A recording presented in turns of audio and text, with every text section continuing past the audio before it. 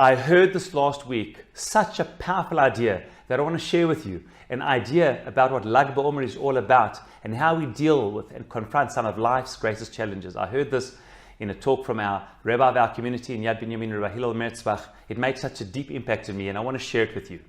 After all, said Rabbi Merzbach, he quoted the Pri Chadash, the great latter-day commentator, Rabbi Chizkiah de Silva, one of the great rabbis of Israel in the 17th century.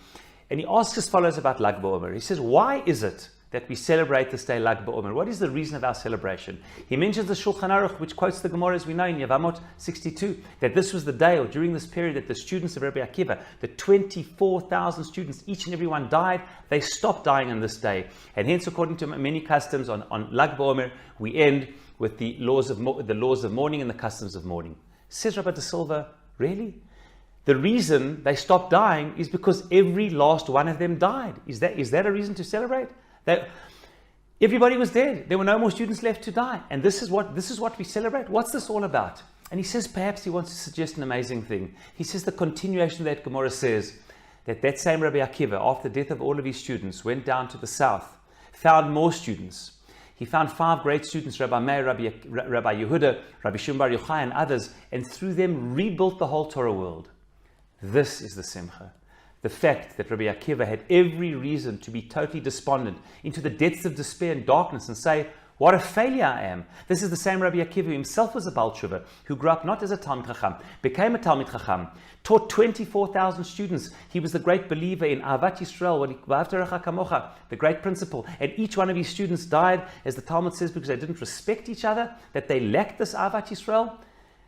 He could have thought, what a failure I am. Maybe I should leave the rabbinate. Maybe I should do something else. Every last student of mine died, perhaps because of a spiritual impediment. But he picked himself up from the depths of despair. He went down south. He went to a new place, found 5 new students, and the entire Torah Sheba'al Peh, Rabbi Meir, who wrote the Mishnah, Rabbi Shimon Bar Yochai, Rabbi Yehuda, barely appears that we don't have these rabbis in all of Mishnah and Talmud, and he rebuilt Jewish life and the Torah world. What a powerful lesson. You know, I saw a book by John C. Maxwell, a leadership thinker, which he calls Failing Forward.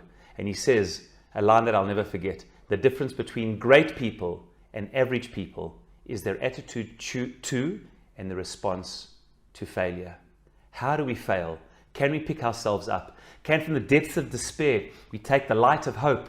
And we know that it says in Mishlei, Sheva Yipol Tzaddik becomes 7 times that Tzaddik falls, but what makes the person a Tzaddik? He or she picks themselves up and keeps going. That was the great Rabbi Akiva. And from the depths of despair, of darkness and death, came the light of Lag BaOmer, the light of hope, the light of a better future. And through that, the whole Torah world was rebuilt. And we are here today celebrating, commemorating the ongoing light of Torah, the light of hope, what the Jewish people and Jewish life is all about. Lag BaOmer Sameach, Shabbat Shalom.